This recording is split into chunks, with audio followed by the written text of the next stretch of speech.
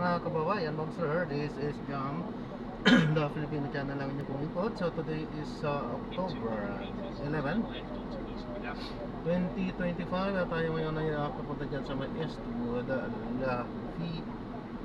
Lafayette, Eastwood City, Eastwood Avenue, Orchard Road, Quezon City, at dadalhin ko natin yan sa may Vista Loyola Grand, sa may Marinaw Street, Loyola Grand Villas, sa Pansul, Balara, Old Balara, Quezon City mo yan. Okay, so magbabalik po tayo mamaya konti pag nakuha na po natin sila. Disclaimer lamang po, ang content po natin ay kalsada at hindi ang passenger. Kaya naman, sakasakali mo po na may marinig kayo mga pangalan ng lugar, pangalan ng tao, pangalan ng organizations, government or private man yan, ay wala pong kinalaman ang channel nito at wala pong pinapatukulan. Lahat po ng pinag-uusapan dito ay pawang dito lamang po yan sa loob at wala pong pinapatukulan sa labas. So magbabalik po tayo mamaya konti at nakuha na po natin sila.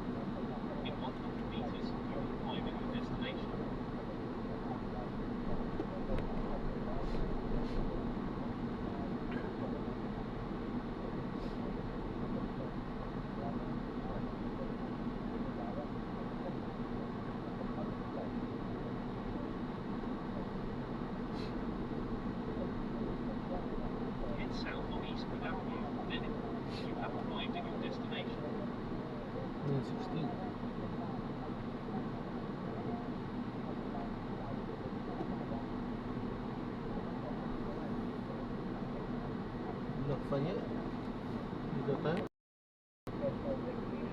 Mga proyekto ng pamahalaan.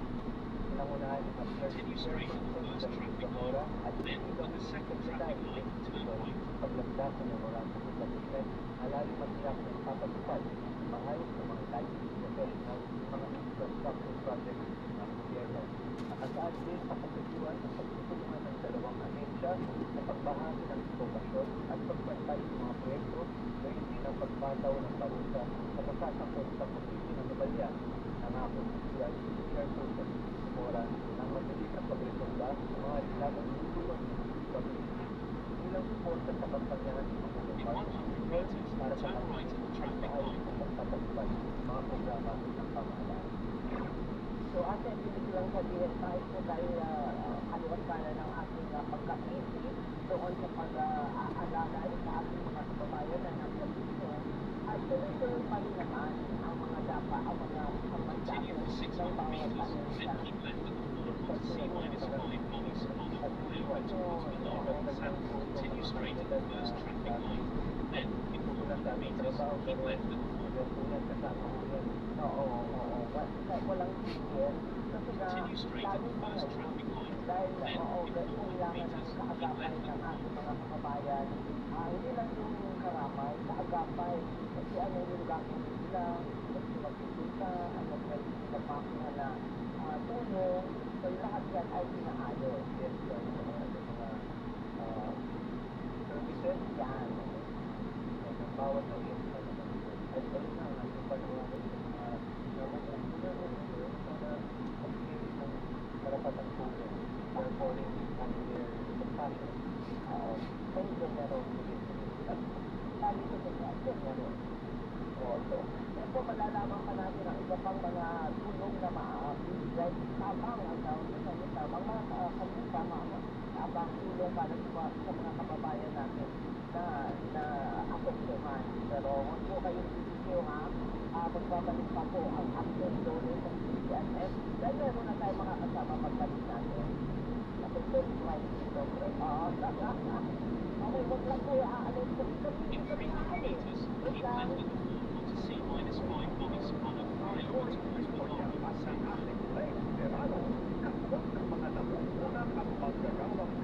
South.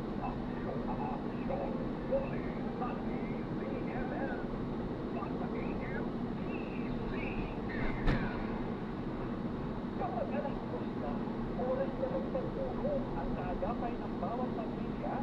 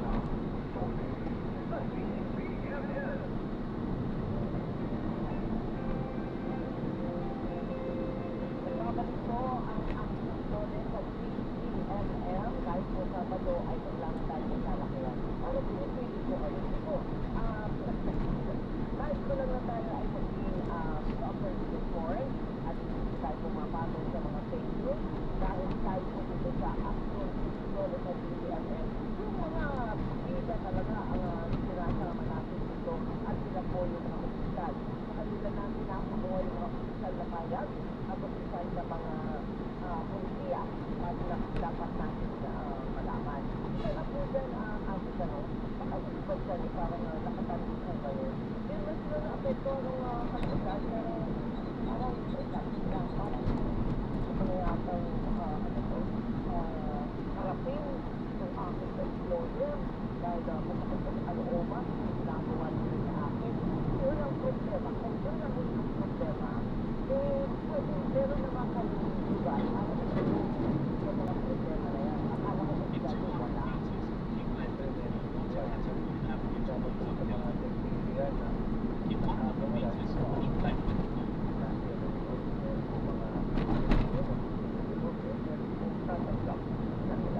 At kaya po naandyan ang NLR. Continue on Catching Morgan Avenue towards Auxiliary Small Road. Dahil saan ay kumintunan lang naman ang kasama natin o kita mo na kahit Sabado hanggang nakauwi natin siya para lang malaman natin kung ano ang mga proyekto, ano ang dapat gawin, ano ang mga kaso na pwede.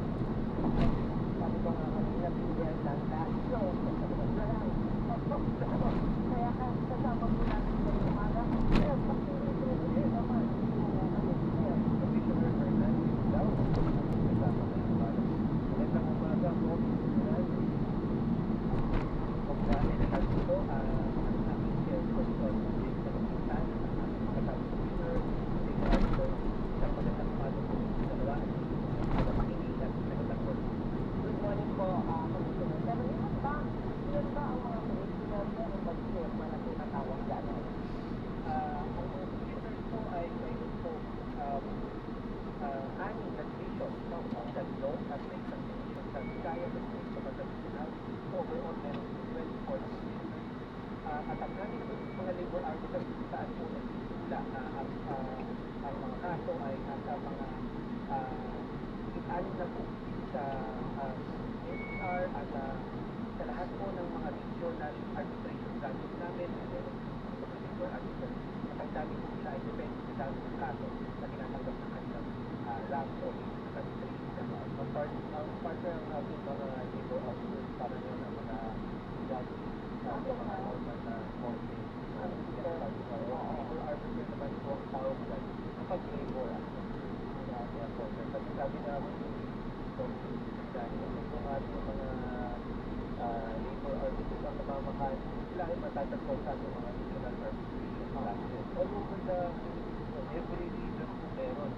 Akala ko po, punta-kata dito sa Magnumay. Ang meron, meron lang po dito sa Manila, syempre, pero kada region meron po yan. Oo. Pero rewind lang tayo ng konti. Pakibigyan mo lang kami ng konting backgrounder. Ano ba ang NLR? National Labor Relations Commission po ay under sa labor code na dati more than 50 years na po na po. Kami po ay kapwate hindi sa agency ang ibig sabihin na po. Kami ay isang parang obligato o hukuman na ang utak lamang ay tungkol sa mga labor cases na nagtatapang natin. Kami po, kagaya ng ibang mga agency under DOLE ay isang tripartite. Kami po ay pinamumunuan ng isang government sector representative. So, bawat division po na ay namumunuan ng isang government sector representative. Gaya po ng ating chair na si Grace Pag siya po ay ilang pong taon na nagsilbi sa Department of Labor, sa PCA, sa mga attached agency ko bago po siya chairperson. Meron din pong representative naman ng employers at meron din pong representative ng employees. Kagaya ko po na ako po ay 20 years na labor leader. Ako po ay naging General Secretary ng pinakamalaking labor federation sa Pilipinas, Philippine Trade and General Workers Organization, na under po sa pinaka-prominente na labor center, which is the Trade Union Congress of the Philippines. So, ako, at ang division normal, division, tatlo po ang representative na nag-start. Kung po sinasabi ng commission, isa po galing sa workers, tulad po niya, isa po representative of employers, at isa po public sector. Kaya tripartite po. Kung ano pa kami, this is the first anticipatory body that is tripartite. Sabi mo, meron po representative from all the parties. So, yes, tama, partner, tama. So, hindi, walang iiwanan na sektor kung ang usapin ay tungkol na sa paggawa ng dole. Pero ano po ba yung ano yung konsepto ng industrial? Bago yung industrial, gusto ko lang malaman paano ang proseso ng pagtatawag mo na pagsasampa ng kaso. Siguro po, familiar po kayo sa tinatawag na SENA. Yung SENA, ito po yung single entry of tatak na programa ng Department of Labor. Ang ibig po nito, yung migration conciliation proceedings ang unang step bago magkaroon ng tax rate. Maaari po itong isampahan online sa lahat po ng tanggapan ng dole, sabi po sa SCC, sa DNR, sa branches, sa Continue straight in this traffic po light. sa lahat din po ng tanggapan ng LRT, kung halimbawa naman po sa lahat po ng tanggapan ng DMW, DOJ, ng OWA, maaari po ito sa So, dito po ang particular po ito, kahit nga po online, pwede rin i-file, pwede rin po magkaroon ng online meeting lamang po dito. Subukan po ito na magkaroon ng settlement agad sa party. Para sa barangay, pag-ayos po na para po win-win na situation sa paghalimbawa po na na-try Continue straight at the first ang traffic panilang light. yan. Then, Ang in bang 400 meters, turn right. magawa, ikaw naman employer, how much are you willing to offer? So yung conciliator na ang tanggapan ng dole, subukan po sila sa pag-pick-up. Kung po hapon, gusto po yung kaso karami na ito, masaya po hindi ang dalawang win-win din. Gusto po mga first step na ito. Kasi paminsan pa niya nakikita ko natin, kailangan mag-usap pa lang mga party, may kasama ng ibang tao. Kaya in-alert ko sa ahensya ng pagawaran, tayo sa pagpapilitin ng kasi namausap ko ito.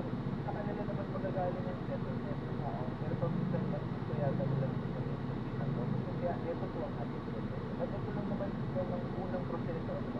Yun po, kung halimbawa po, madagdag ko po sa proseso na ito, hindi po kailangan ng abogado. Kasi po, ano lang po ito parang po sa barangay lang, mag-uusap lang kayo. Boss mo, at ikaw na complainant, so parang maparating mo sa kanya yung nain. At halimbawa kaya po yung boss, right there and then, bakit hindi po magkakaroon sa ibaga na walang ibang pamilyo na nakikialam. E paano mo magsalpukan? Yun po ang role ng ating mediator, conciliator na kumbaga po para hindi mangyari yun. Kasi nga po, dahil kaya umabot sa punta yun, medyo may pag-iibigan na. So, mainit na. Yun po, train po ang ating mga conciliator, mediator, clear out sila na magkakaroon ng seminar, kung paano i-handle ang party, at kung paano magkaroon ng resolution ng mga hinahin na sinabi at pag-isip sa si partner mo at sila nasulat sa flat level sa kanya kahit hindi po ito ayaw magkarinig In 200 meters, turn right onto Magnian Street.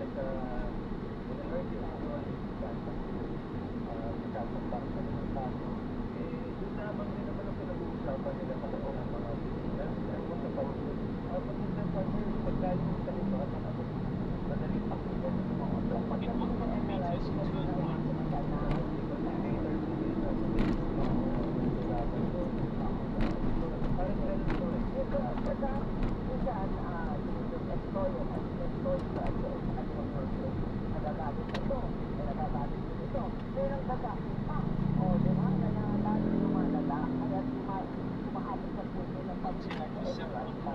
In 100 meters, turn right. Continue for 700 meters, then turn left onto Magnian Street. Ano po? Drop off lang po. Drop off Maranao? Maranao? Oho. 17 Maranao, President, Soreta. Sige po. Almost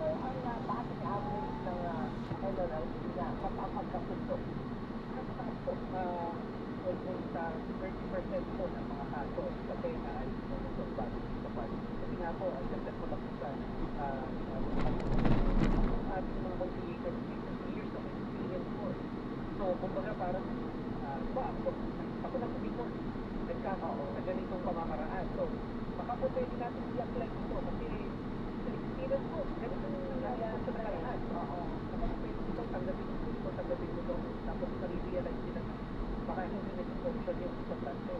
Pero pag naging sa international, sa dole, naging function po siya at katanggap-tanggap sa trabaho. Yung pala kwento na no, yung mga responsible sa ganyan, sa administration. Kaya ang dami na tao na pasensya. Di ba? Kasi pag nagsalpukan na, ay pareho naman siyempre ang feeling niyang at maniwala ng empleyado. Ako tama eh. Sabi naman ng employee, ako ang tama.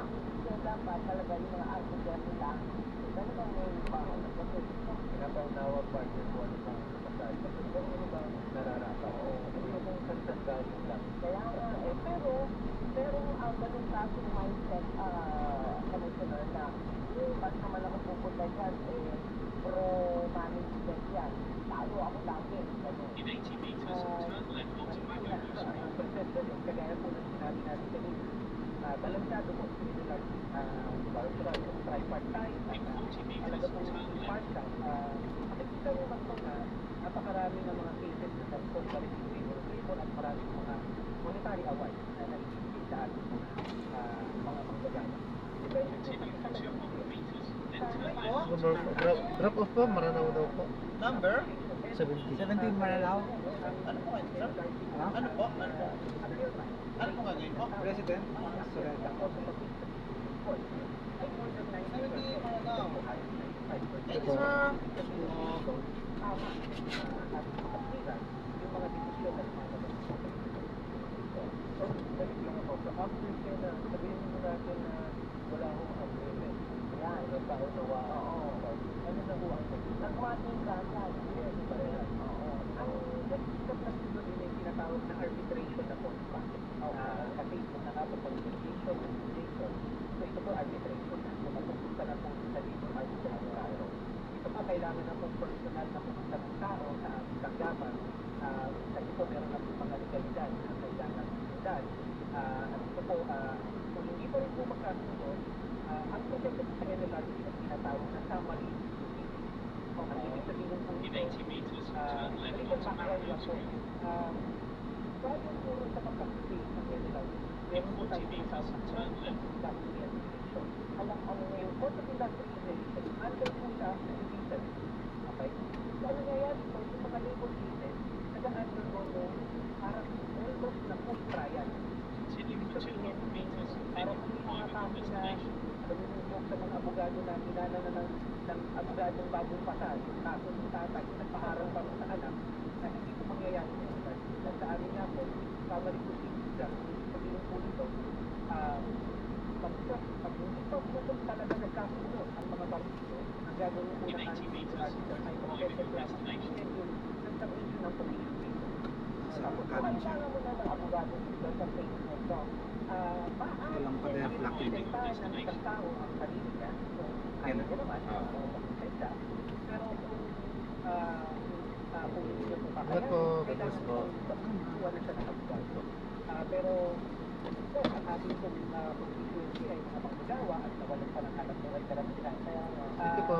Mayroon po pangyapan ang public affairs office sa NLRC. So, pag po namin nare-refer ang mga complainant sa Ayan, so na-drop na natin sila. So maraming salamat po sa panonood. Hanggang sa muli po. Ingat at God bless. Paalam po muna. Pansamantala tayo ay gagawa na ng panibagong video sa ating susunod na show. So paalam po muna. Pansamantala this is John pa rin. Dr. Liberty Channel, ang inyong panibag. Paalam po. parang tuloy na lang po nila yun sa atin. Ang back na lang nila. So, yun po, tulong nila sa ating mga manggagawa. Meron po tayo mga sa activated bar community para po magpadala sila ng abogado para po ako, arbitration kailangan provisions ng paano mo ma-enforce ang mga talagang importante ko ang legal sana, kasi kung mga pinag-usapan na ito, o kaya ang gawin lumalabas sa TV ko pala, mukhang nalilingado ako dito, kaya kailangan nakapagano. Siyempre, dagdag na lang ano ba ang mga uri ng kaso na papalapit sa ating tanggapan at ang mga usual na kaso na Ay, oo nga, ano yan? bago mo nagtingin magbigay ko ako ng italya. Ang dalawang po sa pangunahing katangian sa ating katapatulan ng ating region Na yung tinatawag na labor standard at yung security signal. Okay. Una po sa labor standard, kaya po tayo may tinatawag na kung alin ang oras ng trabaho natin ay kailangan 8 oras lamang. Pag magpapang 8 oras, kailangan po meron tayo overtime pay. Pag halimbawa po ang aming pagkatrabaho ay kailangan 6 na araw lamang bakit sa dito at hindi ko sa tayo. Meron po tayong holiday so kailangan either walang may bayad or may premium pay pag halimbawa pinagtrabaho sila ng holiday. Ito pong mga labor standards na to, ito po yung minimum. Hindi po pwedeng bumaba sa minimum na ito ang sweldo at benepisyo ng mga tao. Oo. So pag bumaba po rito, maaari po silang dumulog sa DOLE at sa NLRC at mag-enforce ng tinatawag na money claims. Kasi po sila ay nagiging underpaid or minsan talagang hindi binabayaran sa kanilang dapat natanggapin. Violation na yon. Violation na po yun ng tinatawag na labor standard. Kalawa po yung tinatawag na security of tenure. Kung napapanood po natin sa mga pelikula na yung parang I don't want to see your face anymore, you're fired. Oo. Di ba? Oo. Hindi po uubra sa atin. Sa Hindi Pilipinas pwede yun. yan. Hindi po pwede yun. Pang-pelikula lang po yun. So, Drawing lang. yes po, ang karamihan sa ating mga manggagawa ay yung lalo na po yung tinatawag ng mga regular nating mga manggagawa ay entitled sa security of tenure. Ulitin ko lang po regular kasi yung pong mga matatanda, sasabihin nila, iho, iha, permanente ka na ba sa trabaho? Wala pong permanente na trabaho. Regular lamang. Ibig sabihin po, pag ikaw ay, kasi pag permanente, hindi ka na talaga pwedeng tanggalin. Wala nang alisan. Opo. So, pag regular po, ang ibig sabihin nito, pag meron pong tinatawag lamang na just or authorized causes, maaari kang tanggalin sa iyong trabaho. Alright. Pero kung wala po yung mga kausa na yon, hindi ka po basta-basta paaring tanggalin sa iyong trabaho. Ayun. Teka lang, babalikan natin yung punto na yan, Commissioner at partner ko. Kasi i-announce lang natin na nakaranas muli ng magnitude 4.6 na lindol ang Manay, excuse me po, Manay, Davao Oriental, na kaninang, ano to? Ngayon lang, 9:10 ng umaga. Pardon. Sige, pakituloy mo. Ito ay aftershock pa rin ng malakas na lindol na naranasan kahapon, ano ho? Aftershock lang. Pero malakas pa rin, hindi na aftershock yata ang ganyan Kaya kalakas. nga kaya nga nakakatakot. Kaya manatili po kayong nakatutok dito sa DZMM dahil lagi tayo magbibigay ng update at nang sa ganun ay handa po ang lahat. Hindi lang po yung mga apektado kundi lahat ng gobyerno at ahensya ng gobyerno na nakahanda naman, naka-ready. Kumbaga ay bigyan lang ng senyales ay talagang go na sila. Diba? Okay, so ano tayo? Pause muna ako. Okay. Alerto, alerto sa lindol. Alerto sa lindol. Yung aftershock ay parang isang lindol.